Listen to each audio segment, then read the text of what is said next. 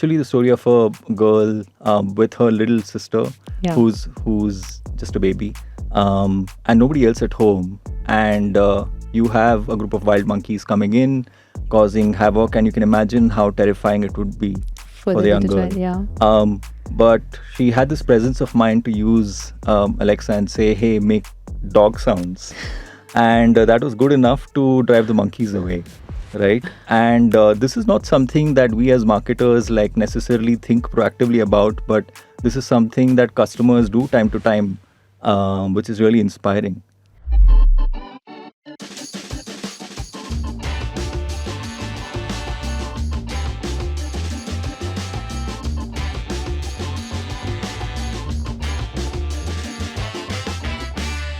Welcome to Flamcast. Today we are joined by Siddharth Shriraman, Head of Brand and Growth Marketing at Amazon India.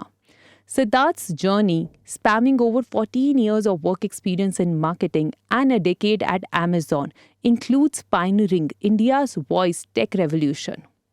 Welcome to Flamcast, Siddharth. We are very delighted to have you with us today. Really excited to be here. Thank you. Siddharth, you head brand and growth marketing at Amazon. What categories do you handle? Yeah, so I look after three categories, which is Echo, Fire TV, and Kindle. Um, we use the words Alexa and Echo interchangeably, Yeah. but these are essentially the three brands. And you can understand that these are very diverse brands, but essentially you look at brand performance marketing and creative strategy. So, when we talk about these devices, though they fit into one category of devices, but like you said, they are very diverse products Yeah. in nature. The consumer segments are very diverse. Yeah. So, what is the coherence that you bring on the table for these three devices, three products that you are handling, or Yeah. you treat it completely different business unit, three business unit that you are handling all by yourself? Yeah, these are very distinct because the customer profile and behavior is very different. Correct. Yeah. Right? You're solving for different customer problems with each of these brands. Mm-hmm. Right? With Fire TV, it's about how do we bring the best smart TV viewing experience. With Echo, it's about how do you bring the best voice technology that improves their day-to-day lives. Right? And Kindle, you have this. Of course, you know all about Kindle. Yes. Right? A really loyal niche audience that loves to read, loves that entire experience. So everything is different about the three, right? But at the same time, we're also very intentional about making sure that they work together, right? We do our Okay. best, at least from a product perspective, to ensure that they work seamlessly with each other wherever possible. Do you see a lot of cross selling or cross buying that happens for Kindle, Fire TV, and Alexa? We don't intentionally push that, but yeah, we do see some similarity across the three. Across the three. Yeah. You have been at the helm of India voice revolution with Alexa. What are the challenges, barriers that you have faced early on? Yeah. And what were the breakdowns that you felt in your journey? Yeah, I would actually answer that in two parts because you mentioned voice revolution, but I would also throw in connected TV revolution Yeah. and the e-commerce revolution with my earlier stint. Yeah. Right. And at every stage, it was about being very passionate and curious about what the customer problems are and what you can do about it. Specifically with voice technology, it was very new to India at the time when we entered. And you can imagine that the problems were primarily about making Alexa work for the Indian audience, Correct. right? The thing that's very unique about how Indians speak is we switch between languages, right? Yeah. You're not just sticking to only English or only Hindi. So there is that peculiarity that the tech team or the engineering team has to solve for, and we have to address, right? And without great customer experience, you will not have the kind of customer audience that you need or the sales that you need. Okay. Okay. So you said, yeah, of course, we are in India, there are a lot of diverse audience that we are catering to always and forever. Yeah. So how do you tackle marketing for those diverse audience? How do you maintain the coherence in the messaging per se for these audience? Yeah, the objective is not to maintain a Coherence. coherence across the three brands, right? Okay. No, but for Alexa, if you have to just market Alexa, how do you maintain the coherence in the messaging when you are talking to somebody in Punjab versus Yeah. somebody in South? Yeah. That's a good question because there is that angle, and there is also the bit around India 1 and India 2, right? Are we distinguishing between tier 1 customers and tier 2 customers? Yeah. Right.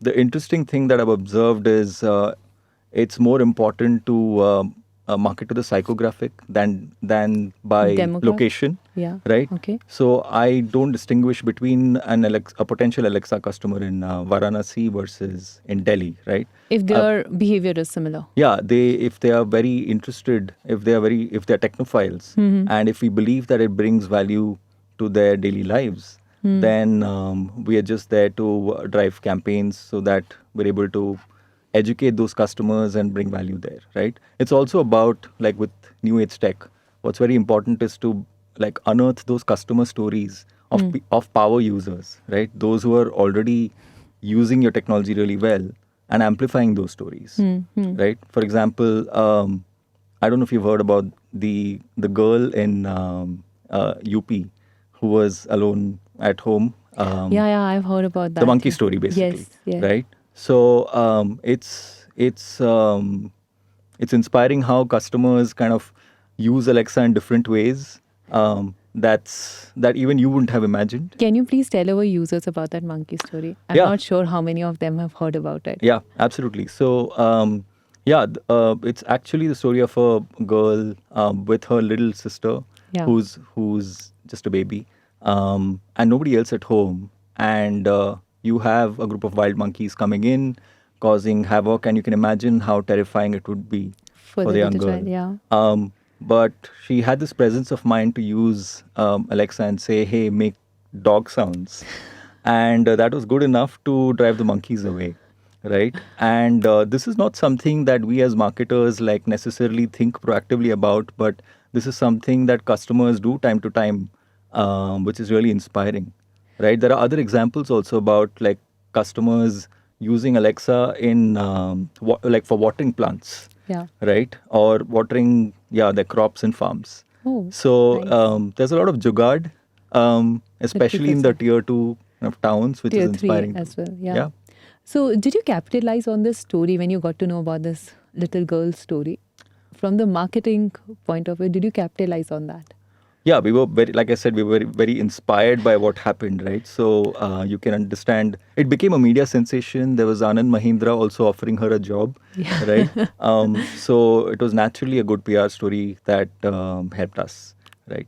Okay. So, Siddharth, when you're marketing smart tech outside tier 1 cities, what are the unexpected aspiration or usage behavior that stood out to you? Yeah, I think I've described a few of them Yeah, already. few of them already. Yeah.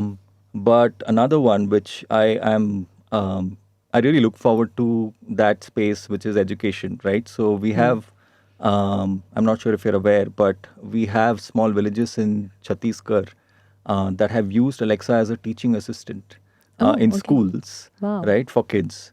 And that has had a tremendous impact on the attendance for kids. Kids are coming to schools more often. Teachers love it because they have an ally, right? So this is technology coming to solve real customer problems in India, which is really good to see. But from a marketing point of view, you would not have got this use case to talk about in marketing, how the people are actually using it. Did you ever talk about that it can be used for teaching in marketing?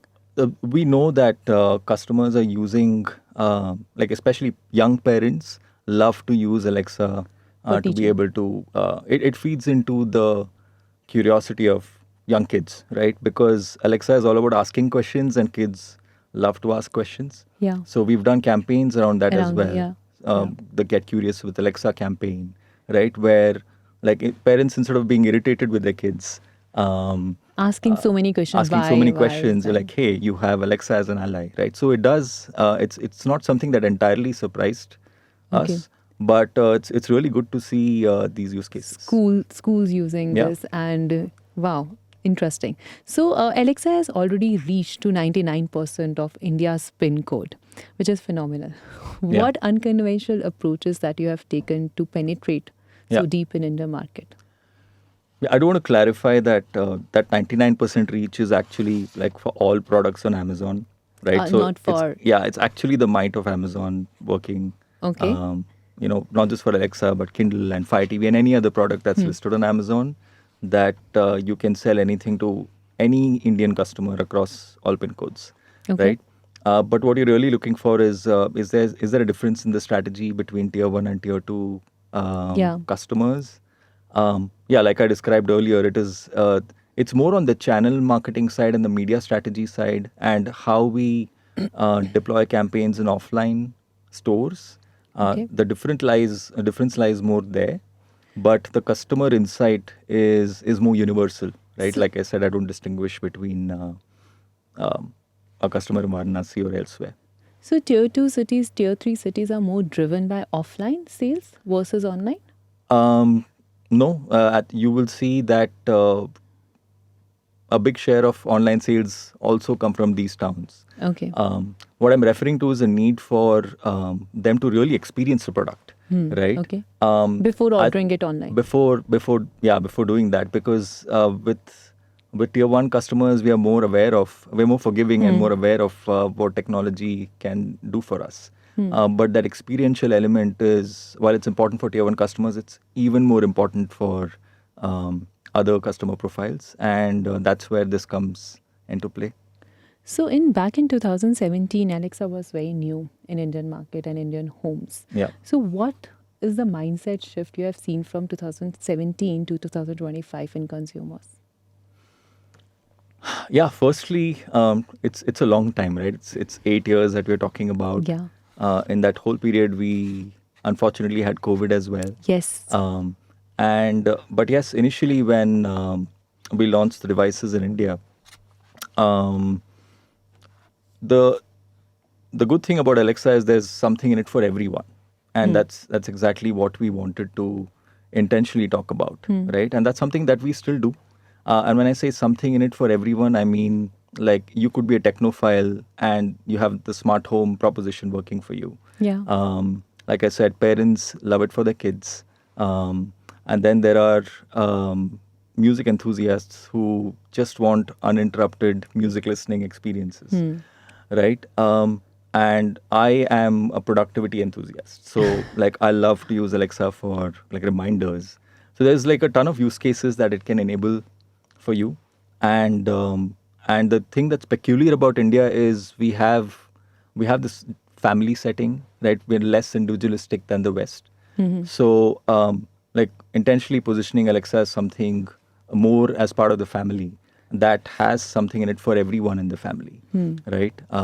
Is something that we did early on, and yeah, that's worked. That you must have done some marquee campaigns to position Alexa for everyone. Yeah, In the you would family. have seen that a lot of our earlier campaigns would have spoken about how Alexa can enable smart home for you, or like music, like listening experiences. Yeah. But it is less functional and more emotional. It's about bringing everyday joy to Indian families, right? Got it. Understood, yeah. So the story of a husband and wife that want to go out on a date night, but they're not able to do that, and so let's recreate that at home, right? And with the help of Echo, you're able to kind of listen to music. You're setting up your entire smart home, smart light mood Everything, yeah. as well, right? So, yeah. So those were. Yeah. How do you balance Amazon brand narrative while promoting ecosystem brands like Wipro and Cisco? Yeah, actually, it's not an either or. It's a question of taking everyone along, right? Okay. What you're describing is the smart home ecosystem. And as and when more brands across the ecosystem bring in more smart tech products, it's only going to be beneficial for devices, right? Okay. What I mean by that is, if there are more brands in the fan space, more brands in the lighting space, more brands that offer air conditioners that work with Alexa, it's only going to help us, right? So when you go to the website, for example, and you're really in the market to buy an air conditioner or a fan, ideally we want it to be in a place where, when you've checked out those product pages, you're seeing that this works with Alexa, and that is also a factor in your purchase decision, right? Okay. And once you've already made that purchase, you have an Alexa at home. You're now using the air conditioner along with your Echo, right? Okay. This is in addition to using the fan, the lights, and gradually over a period of time, you've built your smart home in this manner, right? There is this myth that building a smart home is very expensive and very, very difficult to do, right? We're still very early in the journey, but it's actually just a myth. Okay, It's so you're breaking the myth with the and we'll have to narrative. do it one step at a time, Yeah, okay. right? And which is why some of these partnerships, Helps. yeah. Okay. Um, how do you define success of a campaign? Is it only tangible results, or there are some intangible behavior changes also that is mapped in any campaign success? Yeah, the success, you have to break it down into long term and short term, right? So, in the short term, of course, it's about achieving those ideal business outcomes, Yeah. right? Whether it's sales or units. But for the intangible aspect, we look at the brand track like any other brand, right? Okay. And we see if the positioning is in line with what our objectives are, Yeah. right? And ultimately, it's about changing customer behavior or influencing that. Yeah. And if our campaigns are helping us do that, that will be the biggest hallmark. It's the toughest thing to do, to straddle between both long-term and short-term objectives. Absolutely. But yeah, that's what we are in charge of. So that from your personal journey point of view, you are an engineer from your education and a marketer by profession. How do you bridge that gap That's of a good- engineering and marketing? Yeah. Well, there's a reason why I moved from Engineering to marketing. engineering to marketing, right? I fairly quickly realized that that's not my strong suit, but it helps to have that background, right? Okay. If the question is, does a tech background help you as a marketer? Do you think it helps as a marketer in planning campaign, in performance marketing, or in any other thing? I don't think it's the primary thing that helps. Yeah. The biggest thing that helps you is empathizing with the customer and putting yourself in your customer's shoes. Okay. Where the technical expertise helps is when you're talking to the product teams internally, when you're talking to marketing automation like experts, right? Okay. That is where it really helps. But the way the analogy I have is you don't have to be a film director to appreciate a good film, Yeah. right? You just have to be aware of those outcomes, right? So as a marketer, you just have to understand what tech can do for you Yeah. to be able to flight campaigns faster in better fashion. Yeah. But you don't have to get into the know-how But necessarily. tech is getting into the center stage of marketing also with AI coming in picture. So there's a lot of tech that has been used in marketing. Do Yeah. you think engineering background helps you with that as well? Gives you an edge over others? I think looking forward, Yeah. it's not just a question relevant for marketing, but for For all all fields, fields, yeah. right? So, no code AI, for example, Yeah. right?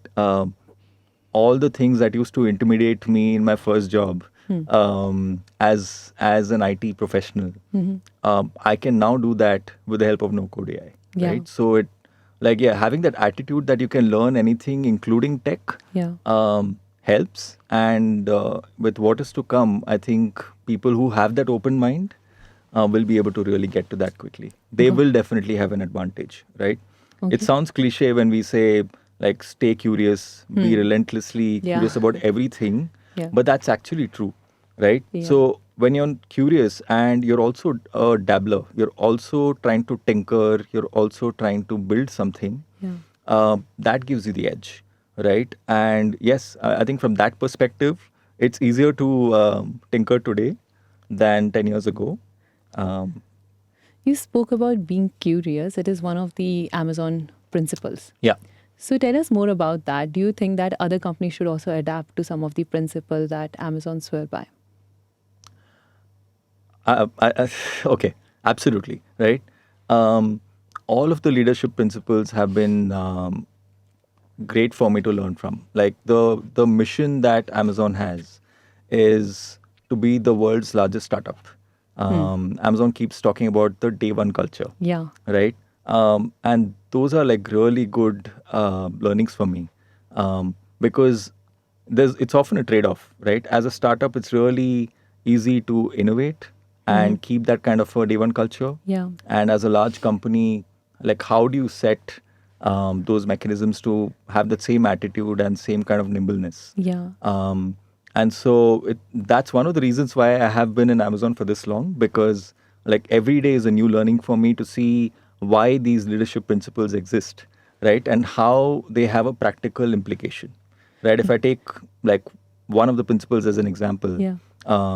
that would be have backbone, disagree, and commit. I don't know if you've heard of that. I have heard of it. I've read all of them. Yeah, so and I was like, before joining Amazon, I was like, yeah, but what's the point in Of having this, yeah. But the practical use of this is actually to encourage debate and dialogue in a very professional manner, right? To be able, and it doesn't it doesn't matter if you're very senior or junior. Yeah. You are encouraged to share your point of view, right? And both parties are encouraged to bring their points of view. And you're respected for that also. You're respected for that. It's not a culture where, hey, you don't have the right to bring your point of view because of where you belong, Yeah. right? So I find that very empowering. And also as a leader, it helps to know all the points of view before you take a decision, right? Versus assuming that I know everything. Yeah. And that's been like a great learning to have. So we all have heard about day one at Yeah. Amazon. What is day one? Day one is being intentional about creating and maintaining a culture that keeps innovation going, just like a startup, Across all levels. across all levels, across all levels, right? And you can't do that without empowering everyone to think and act like an owner. You'll hear a lot of terms like two-way door decisions and one-way door decisions. Yeah. Right. And that's a very powerful framework where, like, for me as a leader, I'm very clear about what are the decisions that need to come to me and what are the decisions that the team is empowered to take themselves. Right. It's a learning I had a little bit later in my tenure in Amazon. Yeah. But you can imagine how it frees up your mental bandwidth. Yeah, it does. For the things that matter the most. Absolutely. Right? I completely And agree. it's also very empowering for the team itself, where yeah, it gives them a chance to actually step up Yeah. and do a lot Yeah. on their own. and it's easy to say what I just said, but you can't do it without creating space for embracing failure. Right? Like early on, I would like really dive into everything as a manager, because I'm like, hey, I'm helping you. I don't want you to fail, right? But I realize that I'm not helping them and myself by doing that. It's better to create a safe environment for everyone to fail and learn, Yeah. because that's what helps in the long term. Then just hand-holding them through Yeah, through and that's like day one, right? So the best ideas could come from anyone, and once once you've identified the best ideas, how do you bring that to life for the customer in the fastest possible manner, right? It's again very hard to do in a large company. ecosystem. Yeah. Yeah. Voice commerce gets a lot of buzz, Yeah. but is it really here yet? Do you see that? Do you use it in your day to day? I don't. For commerce, I don't. Okay. Yeah, it's still in its infancy, right? Do you use it? Not for purchasing products, because Okay. voice commerce, that's the way I am taking the definition. Yes, yes, for commerce only, like Right. for buying products. Yes, but what I do believe that for organizations to win in India in the long term, right? The next 500 million customers or the next billion customers, you will have to crack the voice game. Because, like, I don't know how many customers speak English in India today. It'll be 10%. Hindi will be another 30-40%. Yeah. So about half of India is speaking multiple Regional. other languages, Regional languages. right? And you have to believe that voice is the vehicle to be able to reach them. I'm not saying voice alone would do the job, Yeah. but it'll have to be audiovisual, it'll have to be multimodal, it'll have to be voice with a screen, because I think the biggest barrier that we will have today with voice technology is payments, right? Like, I don't want anything to go wrong with my purchase. Yeah. I think Indian customers especially would want another additional check to say, okay, are you using the right card? Like, do you really Absolutely, yeah. have that check? Yeah. Okay. So we can say that in next 5 years we can see some more evolution happening in voice commerce. I think we are already in the middle of a voice tech revolution. Voice tech revolution, Because if you look definitely. at the Google searches That have gone by up. voice, India is like the amount of voice searches that happen in India is more than double the amount of voice searches on average that happen worldwide, right? Yeah. And the reason I mentioned earlier is the reason for that. So that's already happening. So it's about tech companies and startups. How soon can they build technologies Around this to around this? enable Yeah. voice commerce Yeah. as well. Siddharth, how do you see mixed reality reshaping the Indian homes in next 10 to 5 years? Yeah, I think with any technology, for it to go mainstream, there's three things that need to happen. Okay. Right. One is it needs to become more and more simple to use. That's a no-brainer, right? But it's very hard to do technologically speaking, Yeah. right? Second is it needs to become more and more affordable for more and more customers to be able to buy into that ecosystem. Okay. And the third is for it to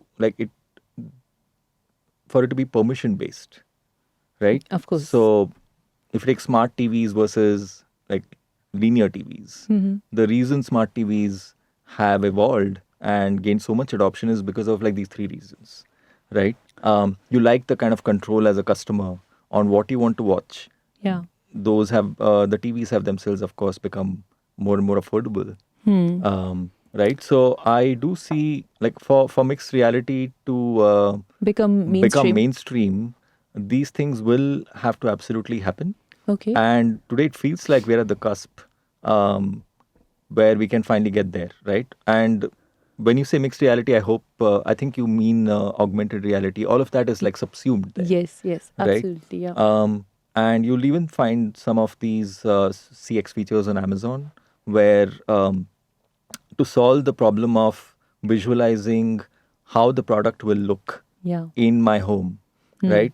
You go to the app, you see the product, you can actually overlay that on how that would look in your like setting, Yeah. and that at least that barrier kind of goes away or reduces. Yeah. And it makes shopping easier, maybe, Yes, for the consumers. that's the reason why it's there, But and it- a lot of this will have to happen across the ecosystem. MR is hard to explain, Yeah. and it has to be felt. So somebody using it on your channel would understand that how they can place the furniture in Yeah. their own settings. Yeah. How would you market MR for the first time user, maybe in tier 2 and tier 3 cities?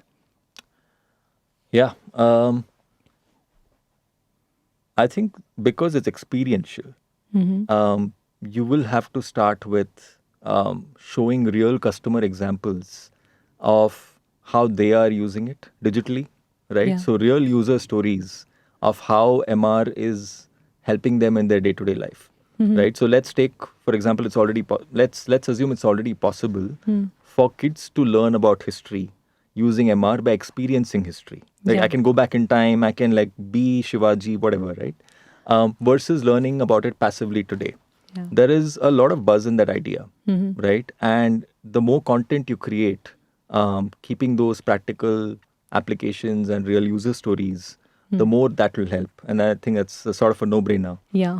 In offline, you will have to like really amplify the demo experiences, right? Yeah. So that because word of mouth, of course, works everywhere, but especially in tier 2+ towns, Yeah. it plays a very, very key role.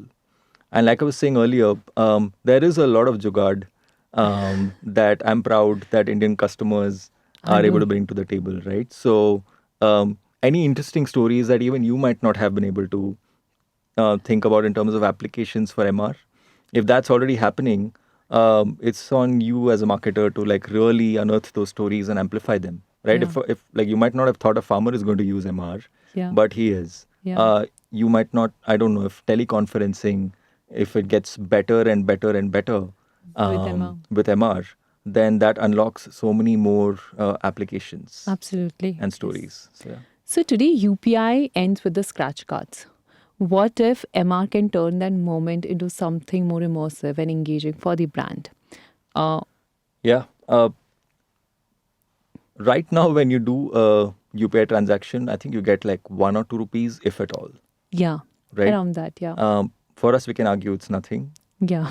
Maybe for most, that's also true. I don't know. Yeah. But what will need to happen is for MR to be better than that experience.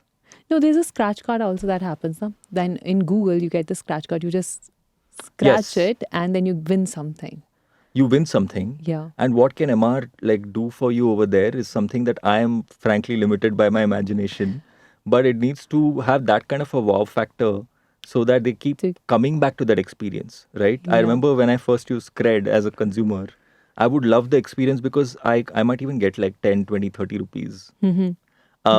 And I keep going back and doing that, right? So the first exposure of the scratch card, if MR is able to bring that kind of a wow experience, and I'm limited, right, like I said, by Yeah. my imagination, but that's what is really needed for you to have customers coming back to that again and again. Okay. Do you have any in mind? Not really. I'm just wondering if a brand is using it, there can be a lot of storytelling that can happen. There can be a gamification that can happen because gamification also gives you kind of a hit. Right. So I think gamification is one of the use case I can think of over there. Okay. Yeah. Okay. For those who are looking to follow your path, what skill set, technical or human skill set, are absolutely non-negotiable today? Yeah. At Amazon, we talk about customer obsession. That is something that we should have spoken. Yes. Yes. But to answer this question, I would talk about partner obsession, right? Okay. We can use these terms interchangeably, but what that means is in your career, if you reframe whatever you're doing as something that will help either your team or your manager or your partners look better, right? You're in it not just for yourself, but for the entire ecosystem around you. You've earned their trust. And wherever the win-win situations are not possible, you're very transparent about, hey, this is not possible, and you're doing that upfront. So once you've built that trust in that whole ecosystem, that goes a long way in helping your career, right? And it also makes your life simpler, right? The us versus them mentality. If you replace that with, hey, we can find common ground and win together. That's really helped me in my entire journey throughout Amazon. What is one Amazon principle you swear by? It's actually bias for action, but that's for me personally. Intrinsically, I take a lot of satisfaction in delivering something for our customers quickly, Okay. right? Whether it's campaigns or anything else for that matter. And I'm constantly obsessed about thinking, how can we make that happen through the team? Okay. Right? Through automation or, like I said, two-way door versus one-way door frameworks, empowering the team more often to take decisions themselves. Okay. And I think it's great that a place like Amazon, as huge as Amazon with 1 million plus employees, is also able to create that ecosystem where you can have that bias for speed. Interesting. What is that one best career advice you have received so far? For me, it was actually the transition from being an IC, which is an individual contributor, to a manager. Okay. I remember my first conversation with my manager then, where he asked me, Sid, how much time are you spending with your team versus like doing the work? And I was like, 15%. And he was like, that's the wrong answer because like you are doing everything versus like empowering your team. Yeah. Right. So it goes back to what I was saying earlier, which is really helping your team grow is what will help you scale, help the team scale, help the business scale, and serve customers. So that to me was like an aha moment where everything in Amazon is built for scale. Yeah. You're not doing it just for that one time. Yeah. And when you're constantly thinking about that upfront, it makes life a lot simpler. That's simpler and more empowering for the Yeah. team as well. What is the biggest misconception people have about Indian customers? The fact that tier 2 customers are price conscious. They're not? Let me reframe. It is, they are value conscious. Yeah. And that's different from Price being conscious. price conscious, Yeah. right? They are willing to spend, but they have a higher bar for what value you have to provide as a brand or a product, right? And so you have to work that extra hard to be able to convince them in those towns. I think we're a lot more forgiving in big cities to be like, okay, I'll give this a shot. Yeah. But yeah, this is what I have taken away. But in small town, people are not. If it's a bad experience, they might not buy it from you again. That is it, right? And even That's it. business models, you have to be very intentional about creating ecosystems where, like if you take Zudio as an example, or Misho as an example, or Kuku FM, they have really thought about how to serve this customer audience better. Yeah. And they've done everything it takes to be able to do that. To satisfy those customers. Yeah. Yeah. If you were not in marketing, what would you do? I would have loved to be a musician. Yeah. What's one feature smart homes are missing that could change the game? I think gesture control. Today, there's a lot of hoops to cross for you to be able to set up a smart home. You have to download the app, you have to connect a bunch of devices, and then you are set to be able to Yes. use that on a recurring basis. But if this goes out of the way, It will and become easier. it should become simpler, right? Where you are actually able to use gestures to Interesting. control your lighting, your air Wow. conditioning, or whatever else. Nice. What is the biggest marketing mistake you have made so far? For me, the biggest mistake was like the propensity to do everything by myself was something that I had like early on. And that's something that I had to actively change through the team. And I'm very fortunate. I think a lot of people ask me the question, how did you manage to be in Amazon for 10 years? I am fortunate that I've worked with people better than me throughout my career over here, right? And when I say better than me, I don't just mean people who are senior to me, also the team that reports into me, right? It's just there's so much to learn from anyone in the ecosystem. Yeah. And that's been very inspiring And that made you stay for such a long time, because you have something to learn every day, every day, right? which is rare. And you don't have to go on a Naukri.com, just being honest, right? You have enough opportunities within Amazon to be able to satisfy that curiosity and serve the customer, right? You can either do that or you can redefine your role every year or every day to something that you are very passionate about. There is that space that Amazon creates for everyone to be able to do that. Nice. If you could relaunch an iconic product from history with today's tech and tool, what would it be? I'm thinking about the products that I was exposed to as a kid, and Kinetic Honda comes to mind. My dad like driving both me and my brother consistently on that big shiny red Kinetic Honda, and I do wonder if in today's times where like electric scooters are gaining traction, just bringing that back would resonate a lot, at least with our generation, and to the younger generation. I think there is this like cute factor or vintage factor that could also absolutely help there. Interesting, very interesting answer. Thank you so much, Siddharth, Yeah. for joining us at Flamcast. Thank you. Thank you so much for having me. Thank My you. pleasure.